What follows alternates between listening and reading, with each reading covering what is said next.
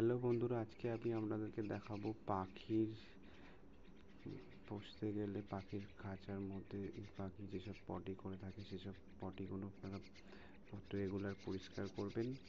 আর পরিষ্কার না করলে পাখির অনেক রোগ জীবাণু ছড়াতে পারে। এই পাখির পটিগুলো আপনাদেরকে রোজ পরিষ্কার করতে হবে। কন্টিনিউ মানে বেশি হয়ে গেলে পরিষ্কার করে ফেলবেন।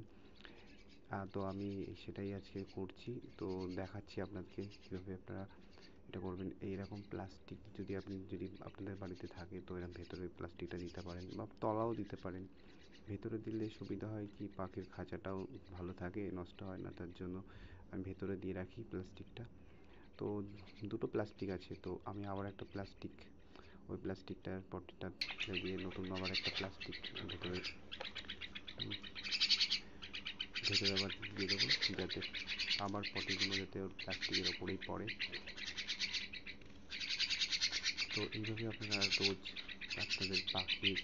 আপনারা যদি পাখি পুষে থাকেন তো এইভাবেই আপনারা পাখিকে পরিষ্কার পরিচ্ছন্নভাবে রাখবেন, যাতে পাখির কোনো রকম শরীর অসুস্থ না হয়, পাখি ভালো থাকে। সে যে কোনো ধরনের পাখি হোক না কেন। দেখুন, ওদের ভেতরটা আমি পরিষ্কার করে দিচ্ছি, ওরা চুপচাপ রয়েছে। তো ভেতরটা এই প্লাস্টিকটা আমি ভেতরে পেরে দিলাম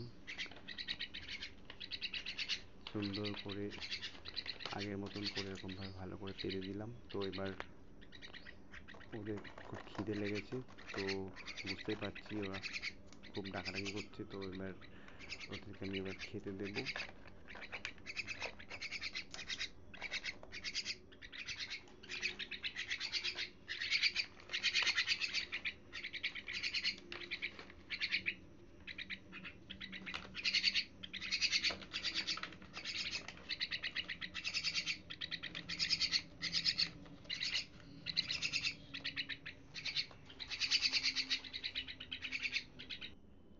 তো আমি ওদের জন্য খাবার রেডি করছি।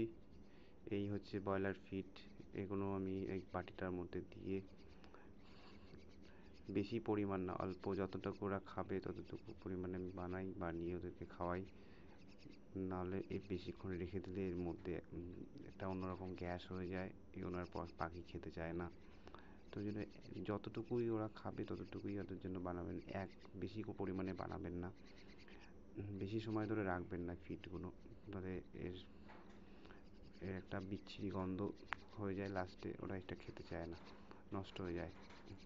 এরকম করে মেখে ওরা এখনও পুরোপুরি খাওয়া শেখেনি বলে আমি ওদেরকে এখনও খাওয়াই, পারে টুকটাক খেতে, কিন্তু পুরোপুরিভাবে এখনও সেরকমভাবে খেতে পারে না।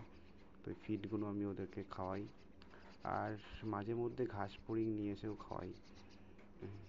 দেখেছেন খাওয়ার জন্য কীরকম করছে ওরা।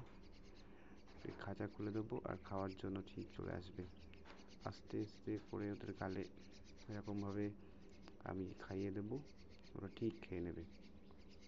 এরকম ওরা খাওয়ার জন্য গাল হা করছে, আমি খাইয়ে দিচ্ছি।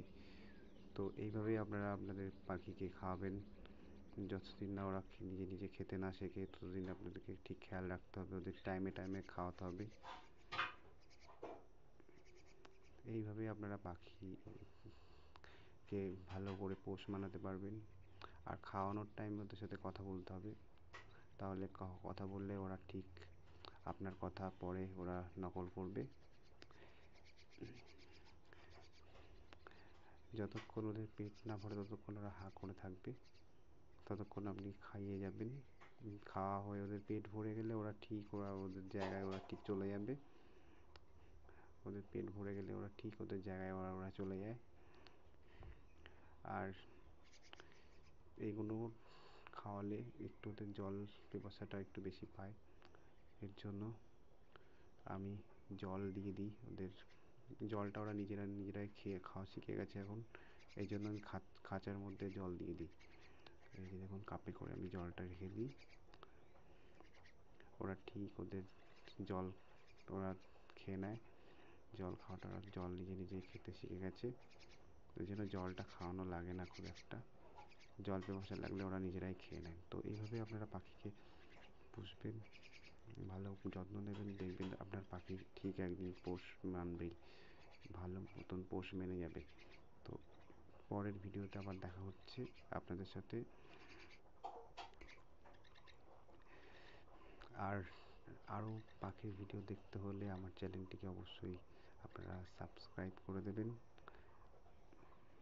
আশা করি আপনাদের ভিডিওটা ভালো লাগলো।